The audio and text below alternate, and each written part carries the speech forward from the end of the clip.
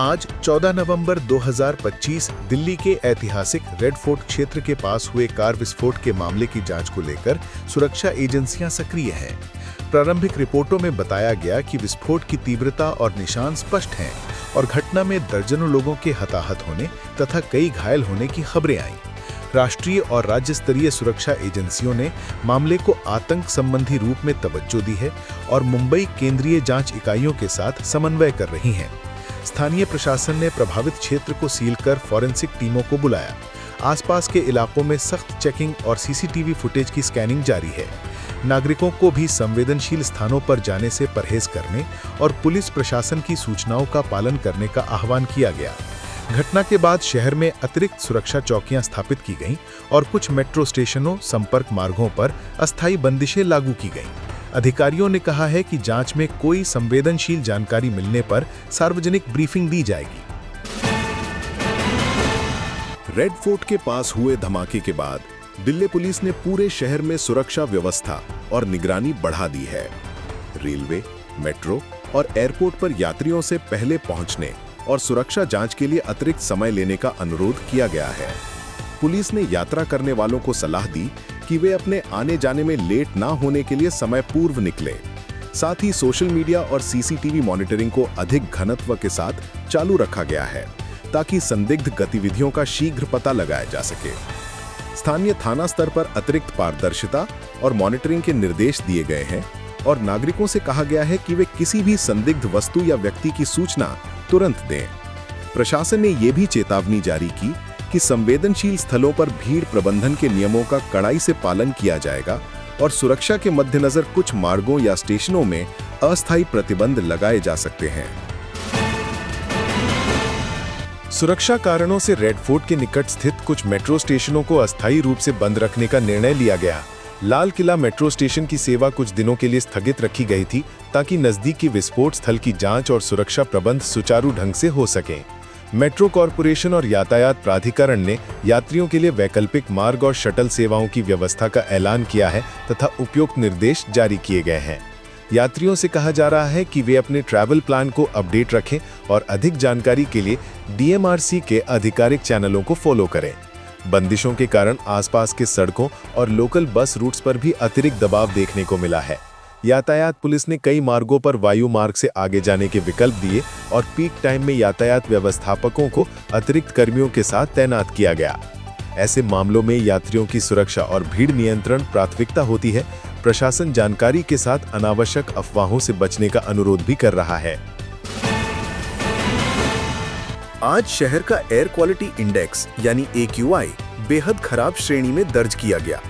कई live monitoring points पर AQI severe या उसके आसपास दिखा गया है, जिससे सांस संबंधी समस्याओं और विशेषकर संवेदनशील समूहों यानी बुजुर्ग, बच्चे और पहले से सांस की बीमारी वालों के लिए स्वास्थ्य जोखिम बढ़ गया है। अस्पतालों ने भी श्वास व ब्रोंकियल शिकायतों के मामले बढ़ने की जानकारी दी है और डॉक्टरों ने बाहरी गतिविधियां कम करने तथा मास्क व आवश्यक सावधानी बरतने की सलाह जारी की है। प्रदूषण के प्रमुख कारणों में आसपास के राज्यों से आ रहे धुएं, कृषि अवशेष जलाने की रेखा, वाहन उत्सर्जन और मौसमी स्थिर हवा शामिल मानी जा रही है। प्रशासन व मौसम विज्ञान विभाग ने अलर्ट जारी कर नागरिकों से सलाह दी है कि वे सूचनाओं का पालन करें, दीर्घकालीन एलर्जी, अस्थमा रोगियों को दवाइयों का स्टॉक बनाए रखें और सार्वजनिक स्थानों पर अनावश्यक समय व्यतीत न करें। ये स्थिति शहर की सामान्य जीवन शैली और स्कूल और आउटडोर इवेंट्स पर प्रभाव डाल सकती है और प्रशासन से स्थायी समाधान की मांग तेज हो रही है। आज 14 नवंबर 2025 को दिल्ली सरकार ने 1984 के सिख विरोधी दंगों में जान गंवाने वाले लोगों के आश्रितों के लिए नियुक्ति नीति को मंजूरी दी। ये कदम वर्षों से लंबित मामलों के समाधान और पीड़ित परिवारों को आर्थिक सहारा देने के उद्देश्य से अपनाया गया।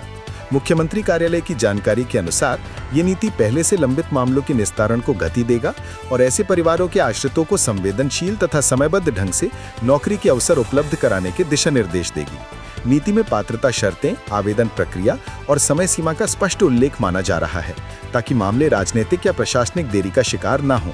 इसके राजनीतिक सामाजिक प्रभाव व्यापक हैं। पीड़ित परिवारों को मिलने वाला ये सहारा न्याय दृष्टि से एक बड़ा कदम माना जा रहा है, तथा नागरिक समाज के कई समूहों ने भी इसे सकारात्मक प्रतिक्रिया दी है। सरकारी बयानों के मुताबिक इस कदम से पिछड़े हुए परिजनों को आर्थिक सुरक्षा मिलेगी और एक लंबे समय से चली आ रही मांग का समाधान होगा। दिल्ली की बढ़ती वायु प्रदूषण समस्या को देखते हुए राज्य सरकार ने सरकारी कर्मचारियों के लिए चरणबद्ध समय स्टैगर्ड वर्किंग आवर्स लागू करने का निर्णय लिया है। ये कदम आवागमन समय में संतुलन लाकर ट्रैफिक घटाने और प्रदूषण के दबाव को कम करने के उद्देश्य से है। सरकार ने कहा है कि इससे पीक आवागमन घटेगा और सार्वजनिक परिवहन पर दबाव कम होगा, जिससे सामान्य तौर पर प्रदूषण उत्सर्जन में कमी आने की संभावना है। विभागवार दिशा निर्देश जारी होंगे और आवश्यक सेवाओं में व्यवधान न हो, इसका विशेष ध्यान रखा जाएगा। नीति का उद्देश्य अल्पकालिक राहत देना है, जबकि दीर्घकालिक समाधान जैसे एमिशन कंट्रोल, उद्योग नियमन और क्षेत्रीय समन्वय पर भी काम जारी रहेगा। कर्मचारियों और नागरिकों को सलाह दी जा रही है कि वे सरकारी निर्देशों का पालन करें और निजी वाहनों के स्थान पर सार्वजनिक परिवहन का उपयोग बढ़ाएं। वायु गुणवत्ता के गिरने से राजधानी के कई अस्पतालों में श्वसन और एलर्जी से जुड़ी शिकायतों में वृद्धि देखी जा रही है। खासकर छोटे बच्चों, बुजुर्गों और अस्थमा रोगियों के मामलों में प्राथमिक स्वास्थ्य केंद्रों पर भी सलाह व दवा परामर्श के लिए मरीजों की भीड़ बढ़ी है। स्वास्थ्य विभाग ने रोगियों को सलाह दी है कि वे आवश्यक दवाइयों का स्टॉक बनाकर रखें, मास्क पहनें और यदि लक्षण बढ़ें तो तुरंत डॉक्टर से संपर्क करें। अस्पतालों ने भी आपात प्रयोगशाला और श्वसन विशेष सेवाओं की तैनाती तेज कर दी है ताकि तीव्र मामलों में त्वरित मदद मिल सके। साथ ही स्वास्थ्य मंचों ने सार्वजनिक चेतावनी भी देने की अपील की कि बाहरी व्यायाम को फिलहाल टालें और सार्वजनिक स्थानों पर बच्चों को कम ले जाएं। प्रदूषण की इस तीव्र लहर से निपटने के लिए शहर के hospital administrator, air quality expert और स्वास्थ्य मंत्री एक साथ समन्वय कर रहे हैं। खराब हवा और AQI रिपोर्टों को देखते हुए कई स्कूलों और शैक्षणिक संस्थानों ने बाहरी गतिविधियां स्थगित कर दी या बच्चों के लिए इंडोर प्रोग्राम्स का निर्णय लिया। कुछ जिलों में माता-पिता को भी घर पर बच्चों को रखने की सलाह दी गई है, जबकि कुछ स्कूलों ने मास्क और एयर प्यूरिफायर जैसी सुविधाओं के साथ सीमित क्लासेस जारी रखी हैं। शिक्षा विभाग ने निर्देश जारी कर विद्यालयों को आवश्यक सावधानियां बरतने और बेहतर वेंटिलेशन, क्लास समय में समायोजन और ऑनलाइन ट्यूशन विकल्पों पर विचार करने के लिए कहा है। परीक्षा निर्धारित स्कूलों ने विशेष प्रबंध किए हैं, जैसे सैनिटाइजेशन, मेडिकल किट और तात्कालिक आपातकालीन सेवा उपलब्धता, ताकि छात्रों की सेहत पर अनावश्यक जोखिम न आए। स्कूल कॉलेज प्रशासन ने अभिभावकों के साथ लगातार संपर्क बनाए रखा और आवश्यक सूचनाएं साझा की। पोल्यूशन और हाल की सुरक्षा चिंताओं के कारण दिल्ली के पर्यटन और सांस्कृतिक आयोजनों पर असर पड़ा है। पुराने शहर और ऐतिहासिक स्थलों पर आने वाले पर्यटकों की संख्या में कमी आई है। रेड फोर्ट या पुराने शहर के आसपास के स्थलों पर सुरक्षा कारणों से कुछ समय के लिए आगंतुकों के लिए सीमाएं लगाई गई। पर्यटन व्यापारियों ने कहा कि सर्दियों में आने वाले सैलानियों के लिए ये समय नाजुक है। अगर सुरक्षा व प्रदूषण की स्थिति में सुधार नहीं हुआ तो पर्यटन आधारित व्यापारों पर नकारात्मक प्रभाव जारी रहेगा। संस्कृति विभाग स्थानीय आयोजनों के शेड्यूल पर विचार कर रहा है और आवश्यकता अनुसार कार्यक्रम स्थगित या स्थान परिवर्तन की सलाह दे रहा है, ताकि नागरिकों और आगंतुकों की सुरक्षा सुनिश्चित रहे।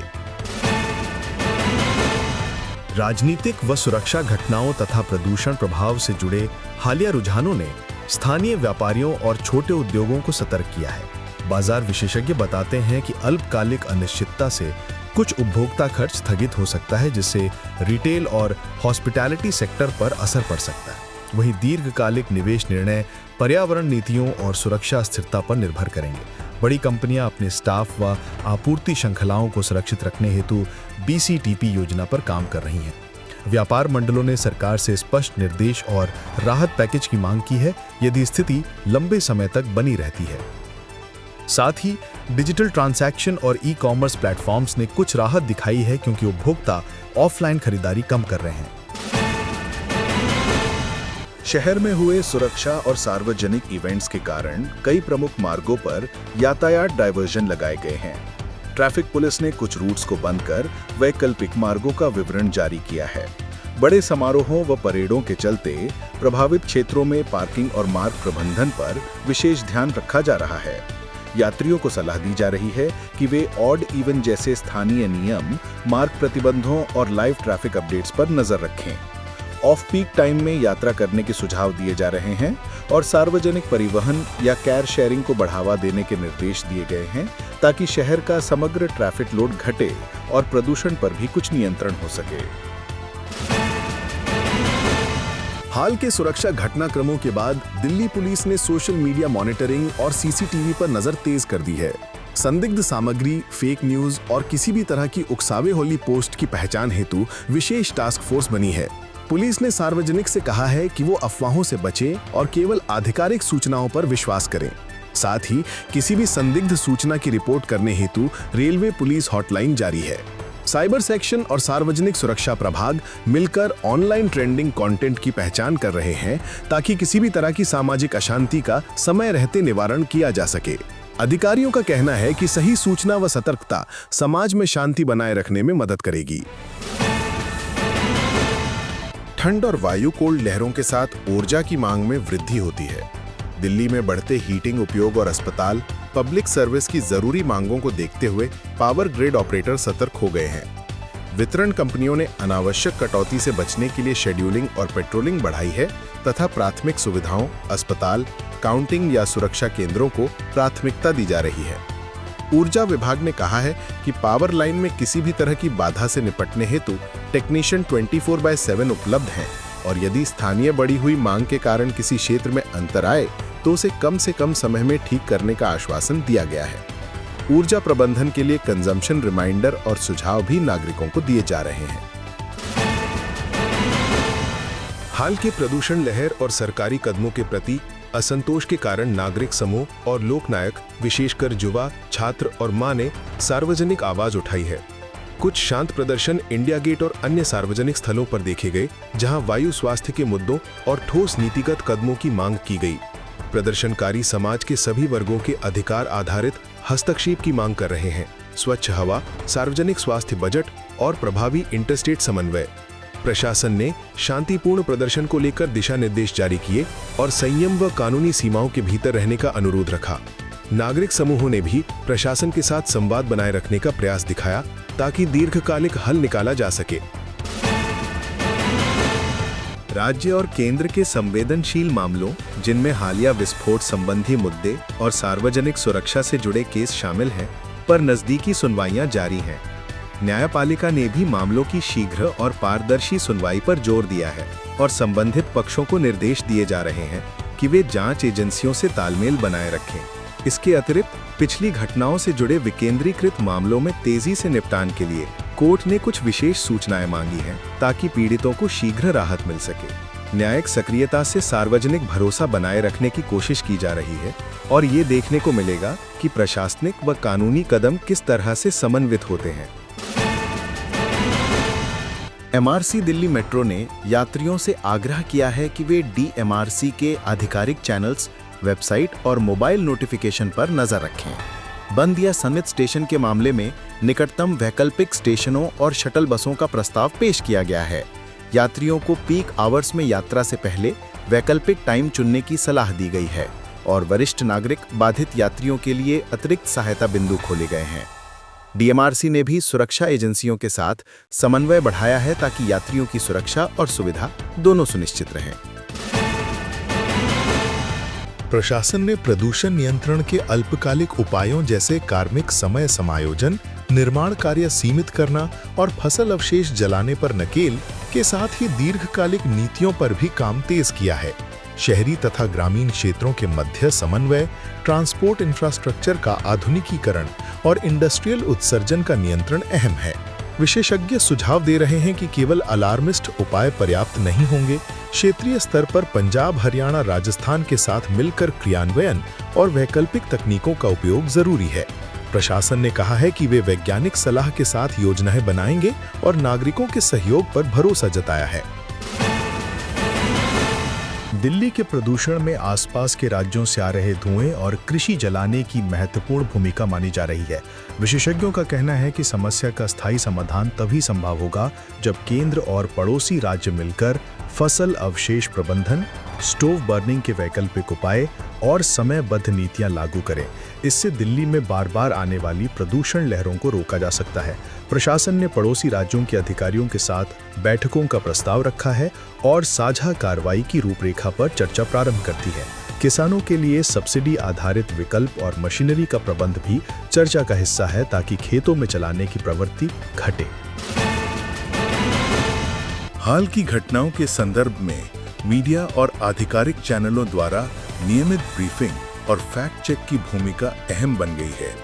अफवाहों और आक्रामक सोशल पोस्टिंग के प्रसार को रोकने के लिए मीडिया हाउसों से संयम और सत्यापन की मांग की जा रही है। सिविल सोसाइटी व मीडिया निगरानी ग्रुप्स ने भी इस दिशा में पहल की है। वे फेक न्यूज़ की पहचान कर सार्वजनिक रूप से सही सटीक जानकारी प्रस्तुत कर रहे हैं। प्रशासन ने भी प्रेस कॉन्फ्रेंस और आधिकारिक नोटिसों के माध्यम से नागरिकों को भरोसा दिलाने का प्रयास किया है ताकि लोग अफवाहों पर न चलें और सही जानकारी के लिए आधिकारिक चैनलों का सहारा लें। अगले कुछ घंटों में प्रशासन और सुरक्षा एजेंसियों की नई घोषणाएं संभव हैं, जिनमें प्रभावित क्षेत्रों के खुलने बंद होने, क्षतिपूर्ति या राहत पैकेज और प्रदूषण नियंत्रण के नए निर्देश शामिल हो सकते हैं। नागरिकों से निवेदन है कि वे आधिकारिक अलर्ट चैनलों पर नजर रखें और अनावश्यक यात्रा से बचें। सार्वजनिक सेवाओं में बदलाव की सूचनाएं नियमित रूप से अपडेट की जाएंगी। स्थानीय प्रशासन ने यह भी सुझाव दिया है कि नागरिक शांति बनाए रखें और किसी भी असामान्य गतिविधि की सूचना तुरंत पुलिस को दें।